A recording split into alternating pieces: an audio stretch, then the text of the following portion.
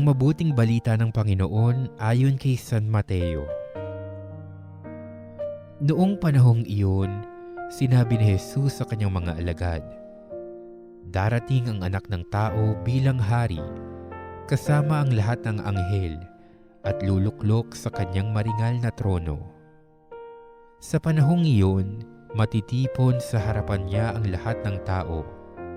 Sila'y pagbubukod-bukurin niya, tulad ng ginagawa ng pastol sa mga tupa at mga kambing.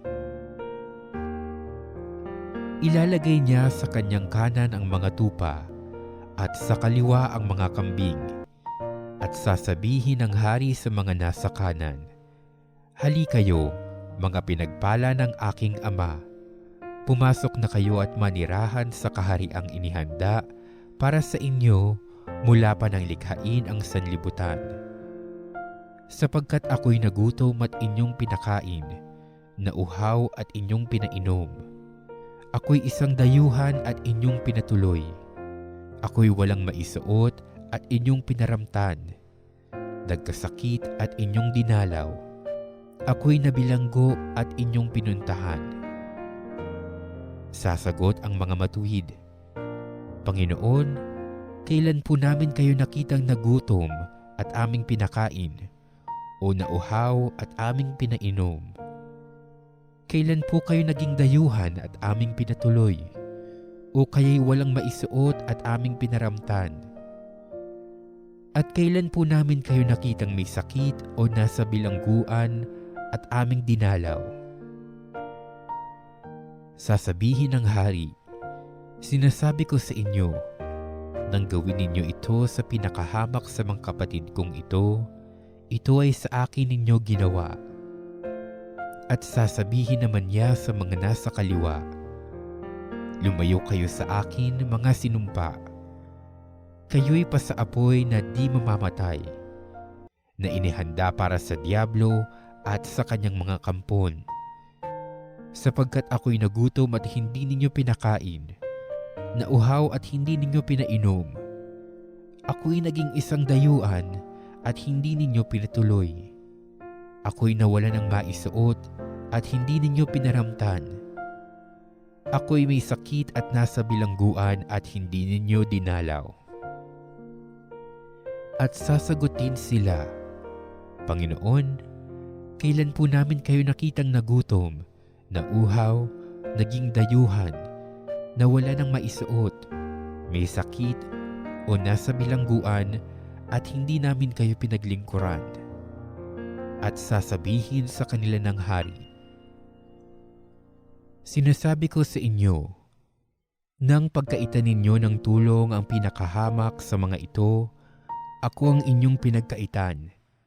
Itataboy ang mga ito sa kaparusahang walang hanggan, ngunit ang mga matuwid ay tatanggap ng buhay na walang hanggan."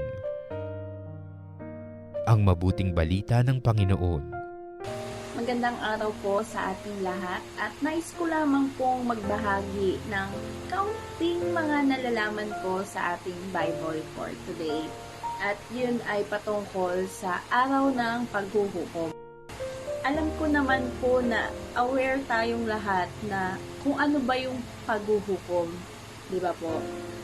The end of the human history and the beginning of the eternal state.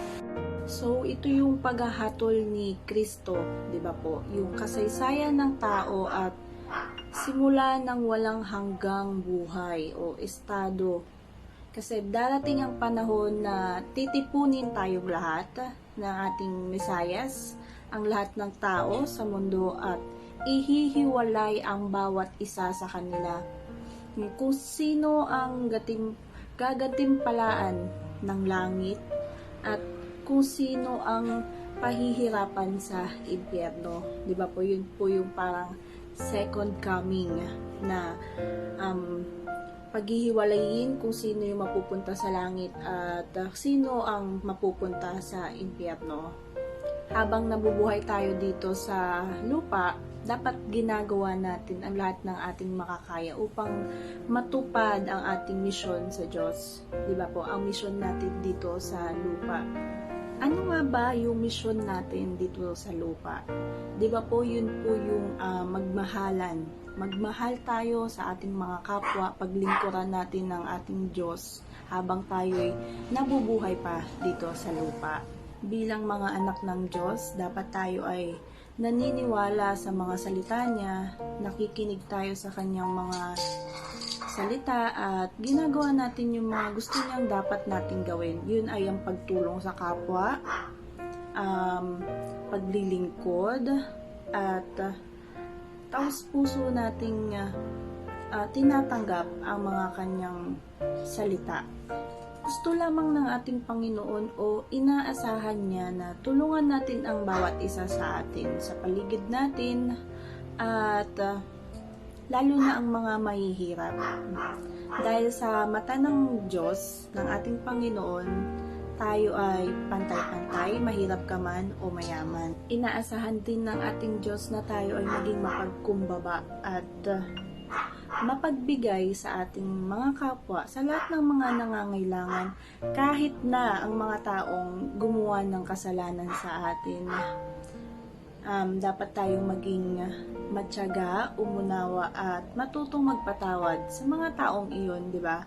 Kahit na alam mo parang ang sakit ng ginawa niya, kahit na parang kaaway mo yan, ngunit laging sinasabi ni Jesus na ibigin mo ang iyong kaaway.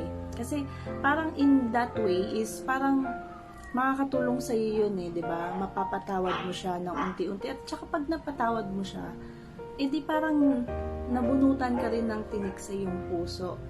Sapagkat gustong iparating sa atin ni Jesus na sa huli, lahat ng tao ay mamamatay at dapat nating isaisip na kung ano ang ginawa natin dito sa lupa ay siyang gagawin natin. Hindi lamang sa dahil gusto nating makapasok sa langit, kundi dahil handa tayong gawin iyon para sa mga tao at sa ating paligid at para sa Diyos. Taos puso dapat nating tinatanggap ang mga ito. Yun lamang po at maraming salamat.